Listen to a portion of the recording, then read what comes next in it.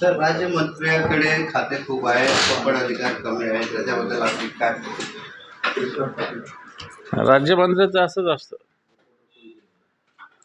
बिनपगारी फुल अधिकारी याला म्हणतात, तसंच राज्यमंत्र्याचं असतं. हे काही आजच होतं अशातला काही भाग नाही. हे सातत्यानं असंच चालू असतं. मला वाटतं हे असंच चालू राहील.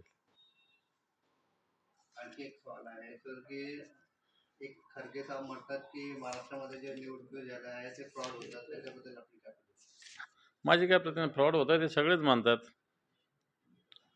त्याच्यात मी काय बोलणार? फ्रॉड झालेला आहे, जनता सांगते, एवढे लोक सांगतात, कोर्टात लोक गेले, सगळं निवडणूक आयोगाच्या माध्यमातून सगळं समोर आलेलं आहे. त्याच्यामुळे ह्या सत्य गोष्टी आहे.